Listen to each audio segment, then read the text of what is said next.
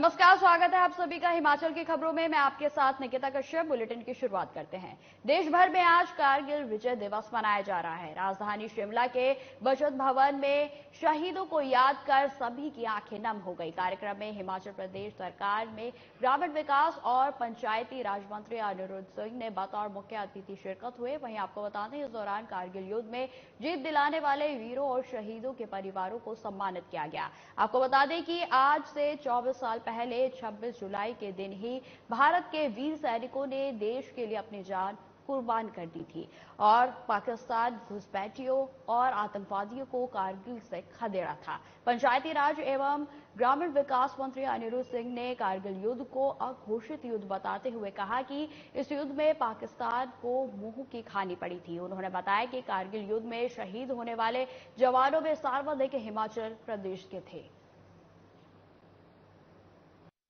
आज जो है 26 जुलाई 1999 को जो पाकिस्तान ने घुसपैठ करके धोखे से जो है हिंदुस्तान पे हमला किया था और कारगिल, जिसको कारगिल युद्ध कहा गया, जो अघोषित युद्ध था, आज जो शहीदों की याद में जो है यहाँ पे कार्यक्रम रखा गया। हर साल की भांति जो है आज शिमला में भी उनको याद किया गया। जो हमारे शहीद हैं उनको याद किया गया। उनको जो है हम अपनी तरफ से श्रद्धांजलि अर्पित करते हैं और जिन शहीदों की वजह से मैं समझता हूं कि हिमाचल से सबसे ज्यादा शहीद करीबन 527 लोग शहीद हुए थे, जिसमें अधिकतर जो है हमारे हिमाचल प्रदेश के थे। देश भर में नई शिक्षा नीति को लागू किए 3 साल पूरे हो चुके हैं। नई शिक्षा नीति विद्यार्थियों को मनपसंद विषयों को चुनने की स्वतंत्रता देती है। शिक्षा नीति में स्थानीय भाषाओं को प्राथमिकता दी गई है। इससे विद्यार्थी जमीन से जुड़ेंगे। भाई आपको बता दें कि अंग्रेजों ने बाबू बनाने के लिए शिक्षा नीति लाई गई थी और उसको बदलना जरूरी था।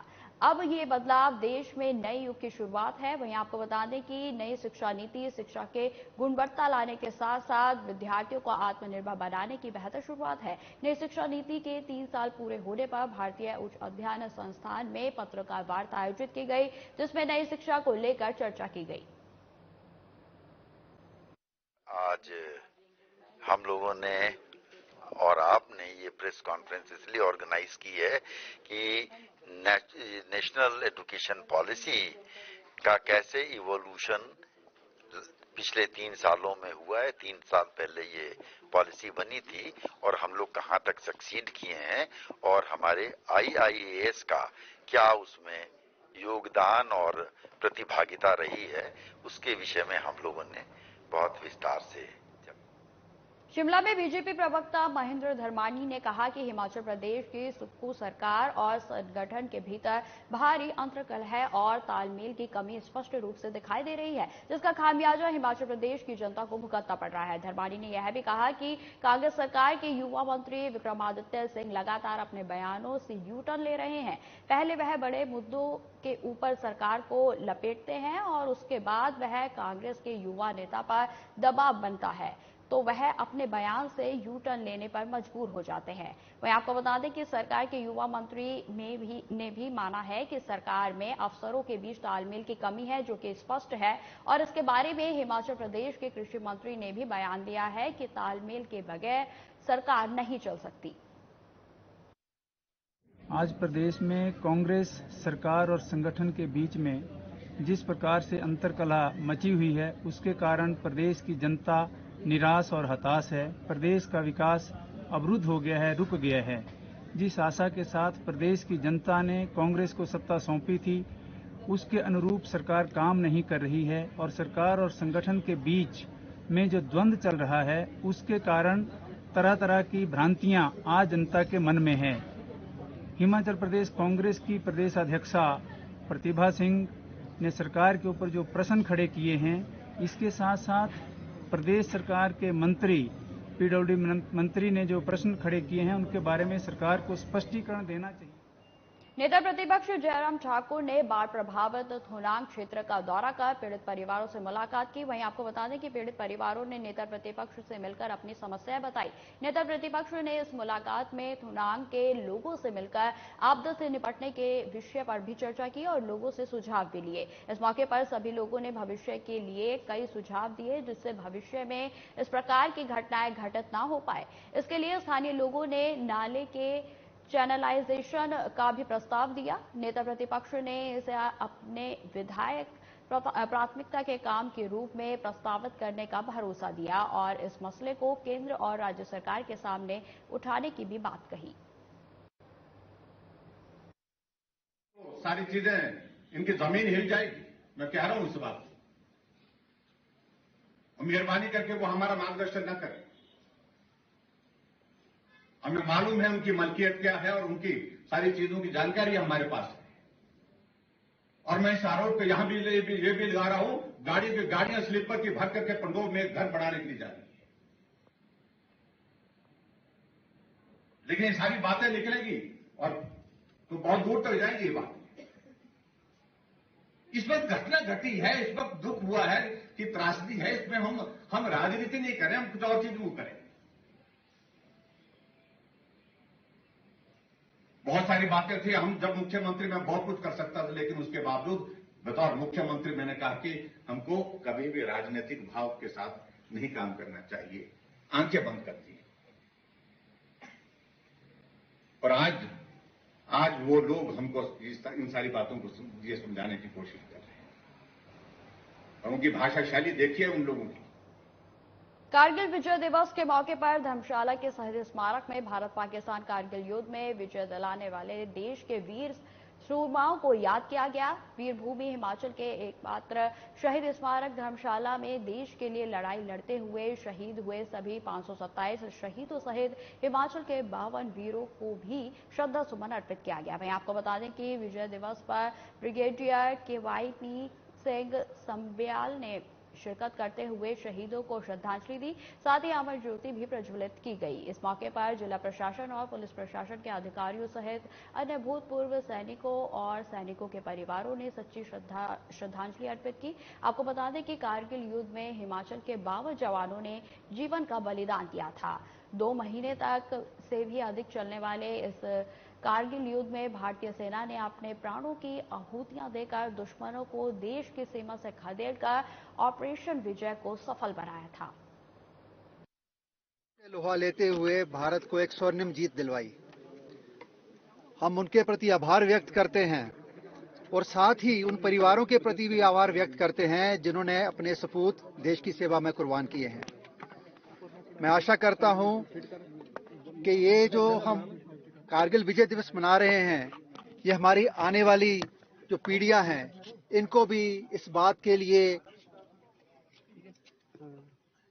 इनको मोटिवेशन दें कि वो देश की सेवा में जो बन पाए वो करने के लिए तैयार है। ईसीजी सियोल कैंट में पिछले 9 साल से एज अ फिजियोथेरेपिस्ट जॉब कर रही हूँ, जो एक आर्मी का ही ऑर्गेनाइजेशन है जिसमें एक सर्विसमैन का ट्रीटमेंट किया जाता है। मेरे फादर 99 जुलाई में कारगिल में शहीद हुए थे। उस समय मैं 7वीं कक्षा में पढ़ती थी। मेरा एक छोटा भाई है जो 4th कक्षा में था। हम बहुत छोटे थे। उस टाइम मेरे पापा उधमपुर में उनकी ट्रांसफ़र हुई थी तो वहीं रहते थे। जब हमें पता लगा तो हम उसके तुरंत बाद मंडी शिफ्ट हो गए थे। वो टाइम तो हमारे लिए बहुत ही खराब था क्योंकि हम वैसे भी बहुत छोटे थे तो इतना समझ में भी नहीं आता था कि क्या हो रहा है। लेकिन अब जैसे बड़े हुए हैं तो पता लगता है कि कितनी बड़ी कुर्बानी थी देश के लिए और लोग हमें उनकी वजह से आज याद करते हैं। हिमाचल ने ईटी गवर्नमेंट डिजिटेक अवार्ड्स 2023 में 3 प्रतिष्ठित पुरस्कार जीतकर डिजिटल प्रौद्योगिकी के क्षेत्र में एक बार फिर अपनी पहचान बनाई है। विभिन्न श्रेणियों में राज्य द्वारा की गई अनुकरणीय पहल के लिए यह पुरस्कार हासिल हुआ है। वहीं आपको बता दें कि इन पुरस्कारों में 1 स्वर्ण पदक और 2 रजत पदक शामिल है। 2 रजत पदकों में से पहला पदक उभरती प्रौद्योगिकी की पहल में अग्रणी श्रेणी में शामिल हुआ है। हिम परिवार पोर्टल जैसी दूरदर्शी पहल में अत्याधुनिक प्रौद्योगिकी को अपनाने के लिए यह प्रदान किया गया है। वहीं आपको बता दें कि प्रधान सलाहकार मुख्यमंत्री आईटी गोकुल पटेल ने कहा कि हिम परिवार के तहत प्रदेश के हर परिवार को एक आईडी कार्ड मिलेगा, जो कि आधार कार्ड की तरह ही परिवार की आईडी होगी। उस परिवार का वह पहचान पत्र होगा और परिवार की सारी डिटेल उसी में होगी और किस वर्ग से यह परिवार आता है और क्या क्या सरकारी योजनाओं का लाभ मिल सकता है, आईडी डालकर इसका पता लगाया जा सकता है। ये जो हमें अवार्ड्स मिले हैं, इसमें से उल्लेखनीय एक चीज है जो माननीय मुख्यमंत्री जी की बजट में भी अनाउंसमेंट है, जो हमारा हिम परिवार प्रोजेक्ट है। हिम परिवार जो हमारा प्रोजेक्ट है, मैं आपको बता दूं, ये एक बहुत ही ज्यादा रेवोल्यूशनरी प्रोजेक्ट है। इसमें हर एक हिमाचल के परिवार को एक आईडी मिलेगा।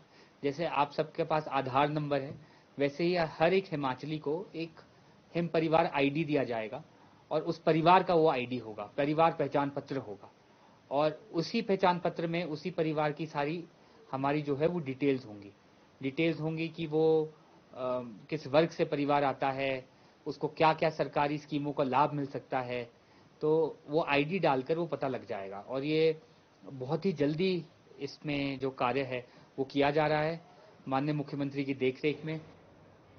सिरमौर जिला परिषद की त्रैमासिक बैठक नाहन में आयोजित हुई, जिसकी अध्यक्षता जिला परिषद अध्यक्ष सीमा कन्याल ने की। वहीं आपको बता दें कि इस त्रैमासिक बैठक में आज विकास कार्यों के एजेंडे पर चर्चा की गई और संबंधित विभागों को विकास कार्यों में तेजी लाने के निर्देश भी दिए गए। इस दौरान जिले में भारी बरसात के चलते हुए नुकसान और राहत कार्यों की प्रगति पर भी विस्तार से मंथन किया गया। इस दौरान जिला परिषद अध्यक्ष सीमा कन्याल ने बताया कि जिले में भारी बारिश के चलते सड़कों, घरों आदि को बहुत ही हानि पहुंची है, जिससे कई सड़क मार्ग अभी भी बंद हैं।